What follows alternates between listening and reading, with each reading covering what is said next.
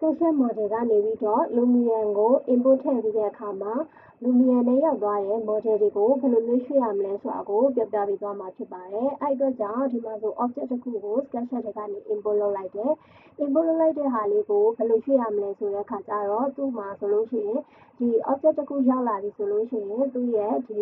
move mode လေးရှိမယ်ပေါ့နော်။ဒီကောင်ကတော့ move mode ဒီမြားလေးကိုရွေးထားမယ်ဆိုရင်ဒါက place mode လို့ခေါ်ပါတယ်။အကယ်၍ဒီဘက်ကိုရောက်သွားပြီဆိုလို့ရှိရင်တော့ဒီဘက်က move mode ဒါကကြတော့သူ့ကိုဒီသေးပြန်ပြင်လို့ရတယ်။အဲ့တော့ကြောင့် move mode ကတော့ place mode ကတော့ပြန်ပြီး cancel လုပ်ချင်ရင် place mode ကိုသုံးလို့ရတယ်။အဲ့တော့ဒီမှာဆိုဒီ object လေးကိုဟိုဘက်ကိုပြန်ရွှေ့ခြင်းနဲ့အဲ့တော့ကြောင့်ဒီကနေပြီးတော့ right click ကိုသုံးလိုက်မယ်။ right click ကိုသုံးပြီးတော့ဒီလိုရွှေ့လဲရတယ်။နောက်တစ်ခုကဘင်းလုံးလေးကိုရွှေ့ပြီးတော့လည်းအနီးအဝေးကိုချိန်ပေးလို့ရတယ်။အဲ့ခါမှာဒီ keyboard ကနေပြီးတော့ arrow key တွေကိုသုံးလို့ရမယ်။အဲ့တော့ keyboard က arrow key က left arrow key ကိုသုံးမယ်ဆိုလို့ရှိရင် object ကညာဘက်ကိုရွှေ့သွားမှာဖြစ်တယ်။တစ်ချက်စီနှိပ်ပြီးတော့ရွှေ့ရင်လည်းရတယ်။အကယ်၍ဖိထားပြီးတော့ကိုလိုချင်တဲ့နေရာလေးရောက်အောင်ရွှေ့ရင်လည်းရတယ်။အဲ့တော့ဒီမှာဆိုလို့ရှိရင်ကိုလိုချင်တဲ့နေရာရောက်ပြီဆိုလို့ရှိရင် right click လေးကိုသုံးလိုက်မယ်။ဒီအခါကျတော့မှကိုလိုသလို right click ကိုဖိပြီးဆွဲသွားပြီးတော့ဘင်းလုံးနဲ့ဖိပြီးတော့အရှိကိုပြန်ထွက်ရင်လည်းရတယ်။ဒါကတော့ဒီ Lumion ထဲမှာရွှေ့တယ်လေ။ဒါပေမဲ့အဲ့ဒါကိုရွှေ့ရတာကြာနေတယ်လို့ထင်တယ်ဆိုလို့ရှိရင်တော့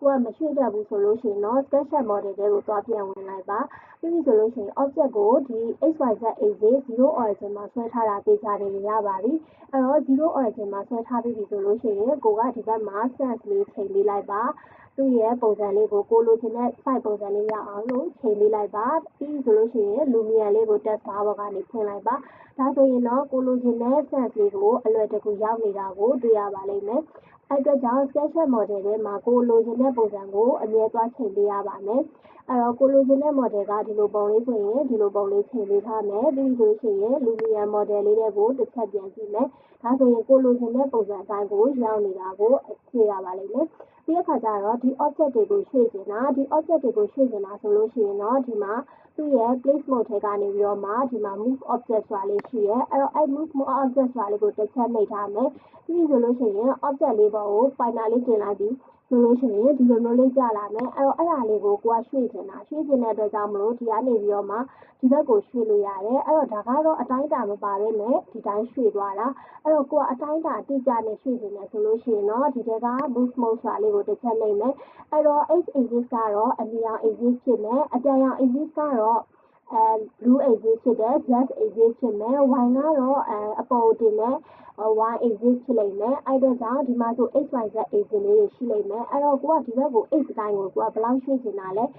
ဲဒီမှာဆိုလို့ရှိရင်3လောက်ရွှေ့ချင်တာဆိုဒီကားလေးမှာကာစာလေးချလိုက်မယ်ဒီမှာ3လို့ရိုက်ထည့်လိုက်မယ်ဒါဆိုလို့ရှိရင်သူက x axis အတိုင်းကိုသူ3လက်မလောက်ရွှေ့သွားလိမ့်မယ်အဲ့တော့ဒီဘက်ချမ်းကိုလည်း y ကိုလည်းရွှေ့ချင်တာအမြင့်ကိုရွှေ့ချင်တာဒါဆိုလို့ရှိရင်ဒီမှာ y လေးကို1လို့ရိုက်ထည့်လိုက်မယ်ဒါဆိုရင်သူကအမြင့်ကို y တိုင်းလေးကို1ရွှေ့သွားတာတွေ့ရလိမ့်မယ်z axis ကိုလည်းအဲ့လိုပဲဒီဘက်ကိုပြန်ရွှေ့ချင်တာဆိုလို့ရှိရင်ကိုကအဝေးကိုရွှေ့ချင်တာဒါဆိုအပြာရောင်တိုင်းပေါ့အပြာရောင်တိုင်းလေးကိုရွှေ့ချင်တာဆိုလို့ရှိရင်လည်းဒီမှာတစ်လေးတစ်ချက်ချမယ်အဲ့တော့plus ပဲထည့်မယ်အဲ့တော့1လို့ထည့်လိုက်မယ်ဒါဆိုလို့ရှိရင်သူကဟိုအနောက်ကိုဆုတ်သွားတာတွေ့ရလိမ့်မယ်ကိုယ့်ရဲ့ဒီဘက်ချမ်းကိုလာချင်တော့ minus တန်ဖိုးလေးထည့်ရပါတယ်အဲ့တော့ဒီမှာ undo ဆိုတာကကြတော့ဒီရွှေ့မရွှေ့တော့ဘူးဆိုပြီးပြန်လုပ်လို့ရတယ်အဲ့အတွက်ကြောင့် undo movement ဆိုပြီးတော့ပြုလုပ်လိုက်ရင်လည်းဒါကမရွှေ့တော့ဘူးဆိုပြီးတော့ပြန်ပြီး0 origin ကိုရောက်သွားတာတွေ့ရပါလိမ့်မယ်အဲ့တော့ object တွေကိုဒါကတော့ move ရွှေ့တဲ့နည်းကိုပြောသွားတာဖြစ်တယ်အဲ့တော့ကိုကအကယ်၍သူ့ကို copy ကူးချင်တာဒီ object ကိုပဲနောက်တစ်ခုထပ်ကူးချင်တာဒါဆိုလို့ရှိရင်တော့သူ့ကို select မှတ်ထားမယ်သူ့ကို select မှတ်ပြီးတဲ့အခါမှာ move to ကိုရေးထားမယ် move to ကိုရေးထားပြီးတဲ့အခါမှာသူ့ကိုဒီဘက်ကို order လေးကိုတစ်ချက်နှိပ်ထားမယ် order ကိုတစ်ချက်နှိပ်လိုက်ပြီးတော့ဒီဘက်ကိုရွှေ့ပေးမှဖြစ်တယ်အဲ့တော့ order ကိုဖိပြီးတော့ mouse ကိုဒီဘက်ကိုဆွဲလာလိုက်မယ်ဒါဆိုလို့ရှိရင်ဒီဘက်ကို order နဲ့ဖိလိုက်တဲ့အတွက်ကြောင့်ဒီဘက်မှာ copy ကူးသွားတာကိုတွေ့ရလိမ့်မယ်ဒါကတော့ copy ကူးတဲ့ move ပါ move to ကိုပဲ order နဲ့ဖိပြီးတော့ copy ကူးလိုက်တာအကယ်၍ဒီ object ကပိုသွားတယ်ပြန်ဖြတ်ချင်ရောပြန်ဖြတ်ချင်တဲ့အတွက်ကြောင့်ဒီထဲကနေမှ move mode ထဲကနေမှဒီထဲက delete object လေးကိုနှစ်ချက်ဆက်တိုက်နှိပ်လိုက်ပါနှစ်ချက်ဆက်လိုက်နှိပ်လိုက်ပြီးဆိုလို့ရှိရင်တော့ဒီ object ကိုကိုကဆွဲပြီးတော့delete ဖြတ်ချမှာဖြစ်တဲ့အတွက်ဒီသူ့ရဲ့ origin object ရဲ့ origin point လေးမှာအောက်ကိုဖိချလိုက်ပါ mouse လေးကို left click လေးနဲ့အောက်ကိုဖိချလိုက်မယ်ဆိုရင်ဒါက delete ပြတ်သွားပါလိမ့်မယ် delete ပြတ်သွားပြီးရင်တော့ဒီ place mode လေးကိုပြန်ရေးပေးထားရမယ်ဒါမှသာသူက edit mode ကနေပြီးတော့ daily mode ကလေးကနေပြီးတော့ပြန်ပြီး cancel ဖြစ်သွားမှာဖြစ်တယ်အဲ့အတွက်ကြောင့်ဒါတွေကတော့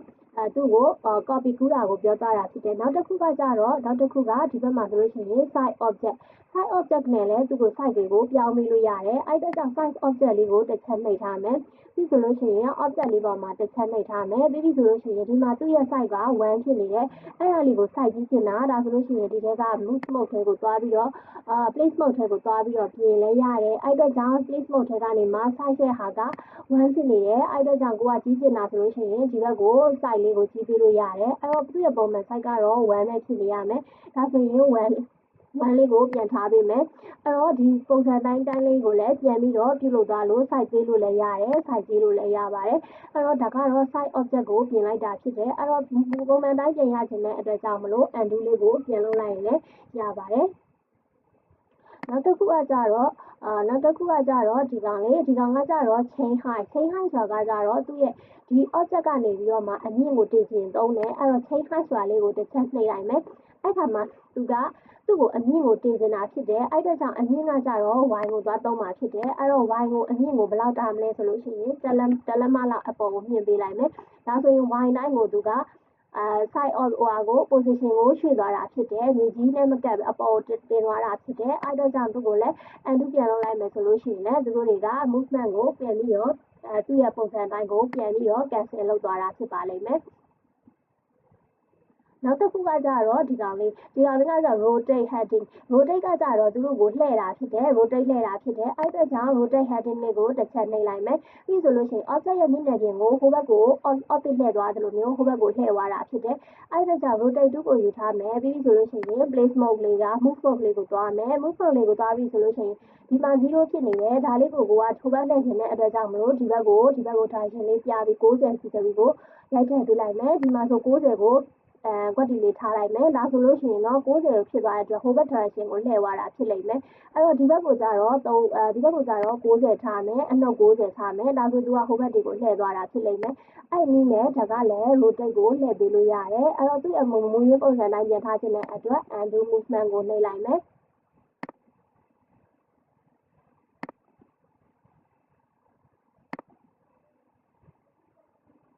အဲ့တော့ဒါဆိုရင်တော့သူ့ရဲ့ပုံမှန် site လေးတိုင်းကိုပြန်ရသွားမယ်အဲ့တော့ဒီကနေအတိအကျရွှေ့ရင်လည်းရတယ်အကယ်၍အဲ့လိုမဟုတ်ဘဲနဲ့ကိုကဒီကနေပြီးတော့ mouse နဲ့ကင်ပြီးတော့ရွှေ့ရင်လည်းရတယ်အဲ့တော့ mouse လေးကိုကင်ထားမယ်ပြီးဆိုလို့ရှိရင်ဒီမှာ rotate 2ကိုသုံးပြီးတော့ကိုလှည့်ခြင်းတဲ့ direction တိုင်းလေးကိုအတိအကျမဟုတ်ဘဲနဲ့ဒီလိုမျိုးဆွဲလှည့်ရင်လည်းရပါတယ်အဲ့တော့ဒါကတော့ rotate 2ကိုပြောသွားတာဖြစ်တယ်နောက်တစ်ခုကကြတော့သူတို့ကို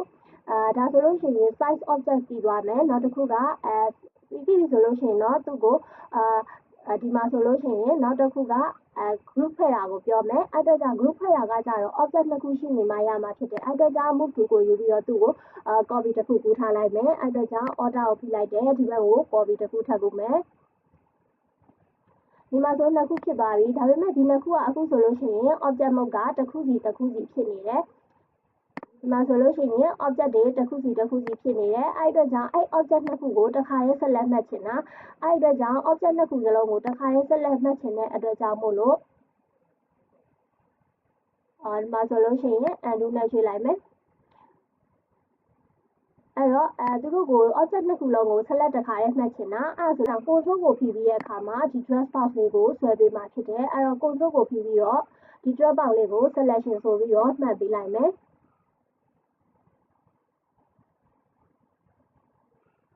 အဲ့ဆိုရင်နှစ်ခုလုံးကိုဆက်လက်မှတ်သွားပြီနှစ်ခုလုံးဆက်လက်မှတ်သွားပြီဆိုလို့ရှိရင်ဒီ move mode လေးကိုသွားမယ် move mode လေးကိုသွားပြီဆိုလို့ရှိရင်ဒီမှာ selected 2ဆိုပြီးတော့ပြနေလိမ့်မယ်အဲ့တော့အဲ့ selected 2ကို group ဖွဲ့မှာဖြစ်တဲ့အတွက်ဒီထက်ကနေပြီးတော့မှ create group ဆိုပြီးတော့တစ်ချက်နှိပ်လိုက်ပါမယ်အဲ့ဆိုလို့ရှိရင်ဒီမှာသူတို့က group တစ်ခုလည်းဖြစ်သွားမယ်ပြီးရခါကျတော့ဒီမှာလည်း group ဆိုတဲ့ box လေးပေါ်လာတာဖြစ်တယ်အဲ့အတွက်ကြောင့်ဒီ group ကိုပြန်ပြီးတော့ edit လုပ်ချင်တယ်ဆိုလို့ရှိရင် edit group ဆိုပြီးတော့ပြန်ပြီးတော့ select တွေပြန်မှတ်ပေးလို့ရတယ် edit group ဆိုလို့ရှိရင်ဒီမှာဆိုရင် control ကိုဖိပြီးတော့ဒီတစ်ခုရဲ့ပဲပြန်မှတ်လိုက်မယ်ဒါဆိုရင်ဒါကကြတော့ edit group ကိုမှတ်သွားတာဖြစ်တယ်အဲ့တော့အခုမှတ်ချင်တာကတော့နှစ်ခုစလုံးကို group ဖွဲ့ထားချင်တာဖြစ်တဲ့အတွက်ဒါကတော့ edit mode ကိုမသွားတော့ဘူးသူတို့ကိုပဲ select နှစ်ခုလုံးကို control နဲ့ဖိပြီးတော့ select မှတ်လိုက်မယ်ပြီးပြီဆိုလို့ရှိရင်တော့အောက်ပါရဲ့မှန်နဲ့ cancel okay ဆိုပြီးတော့တစ်ချက်နှိပ်လိုက်မယ် ဒါဆိုလို့ရှိရင်သူတို့တွေgroup တစ်ခုဖြစ်သွားပြီအဲ့တော့အဲ့ group လေးကို select ထောက်ကြည့်လိုက်မယ်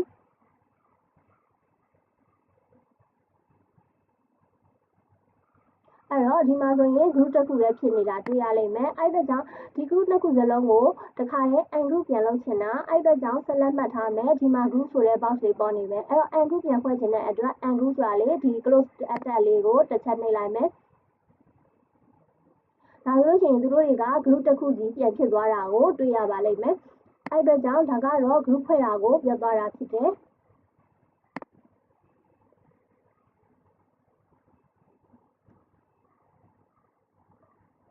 နောက်တစ်ခုကကြတော့ဒီမှာဆိုလို့ရှိရင်သူတို့ကိုလိုချင်တဲ့ direction တိုင်းကိုလှည့်သွားပြီးတော့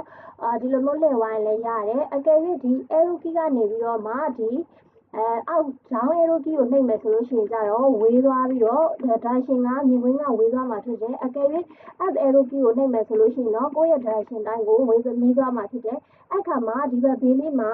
down arrow တွေ up arrow တွေနှိပ်နေတဲ့အခါမှာဒီဘက်ဘေးမှာ shortcut ဆိုပြီးတော့ပေါ်လိမ့်မယ်အဲ့တော့ Q ရဲ့ E ရဲ့ကကြတော့ high key ကိုသုံးမိတာဖြစ်တယ်အဲ့တော့ Q ကိုတစ်ချက်နှိပ်ကြည့်မယ် Q ကိုတစ်ချက်နှိပ်မယ်ဆိုသူကအောက်ကိုရောက်သွားတာဖြစ်တယ် keyboard ကနေပြီး Q ကိုနှိပ်လိုက်တယ်နောက်တစ်ခါ E ကိုတစ်ချက်နှိပ်ကြည့်မယ် E ကိုနှိပ်တဲ့အခါကျတော့သူကအပေါ်ကိုတက်သွားတာတွေ့လိမ့်မယ်နောက်တစ်ခုကကြတော့ movement key ကကြတော့ WASD ဆိုတဲ့ဟာလေးရှိလိမ့်မယ်အဲ့တော့ WASD ဆိုတာကကြတော့ W ဆိုလို့ရှိရင်ကြတော့ကိုယ့်ရဲ့ဒီဘက်ချမ်းကိုနီးလာတာတွေ့လိမ့်မယ် W ကိုနှိပ်မယ်ဆိုလို့ရှိရင်ကိုယ့်ရဲ့ဒီဘက်ချမ်းကိုနီးလာတာကိုတွေ့ရလိမ့်မယ်ပြီးတဲ့ခါကျမှ A ကိုနှိပ်ကြည့်မယ် A ကိုနှိပ်လိုက်မယ်ဆိုလို့ရှိရင်ကိုယ့်ရဲ့ညာဘက်ချမ်းကို object ကရောက်သွားတာတွေ့လိမ့်မယ် S ကိုနှိပ်ကြည့်မယ်အဲ့တော့ S ကိုနှိပ်မယ်ဆိုလို့ရှိရင်တော့ကိုယ့်ရဲ့ဒီဘက်အပြင်အထဲပိုင်းကိုအပြင်ပိုင်းကိုရောက်သွားတာတွေ့လိမ့်မယ်ပြီးတဲ့ခါကျတော့ D ကိုနှိပ်ကြည့်မယ်အဲ့တော့ D ကိုနှိပ်မယ်ဆိုလို့ရှိရင်တော့ကိုယ့်ရဲ့ဘယ်ဘက်ချမ်းကို object ကတဖြည်းဖြည်းရွှေ့သွားတာကိုတွေ့ရပါလိမ့်မယ်အဲ့တော့ speed bar ကကြတော့ဒီရွှေ့နေတဲ့အချိန်မှာသူက slow မြန်တာနှိပ်တာလုပ်လို့ရပါတယ်အဲ့တော့ကြောင့် speed bar ကိုတစ်ချက်နှိပ်လိုက်မယ်ဆိုရင်ကိုယ့်ရဲ့ speed ကနည်းနည်းလေး S ကိုနှိပ်တဲ့အခါမှာသူ့ရဲ့ speed လေးကနည်းနည်းနှေးသွားတာကိုတွေ့ရလိမ့်မယ်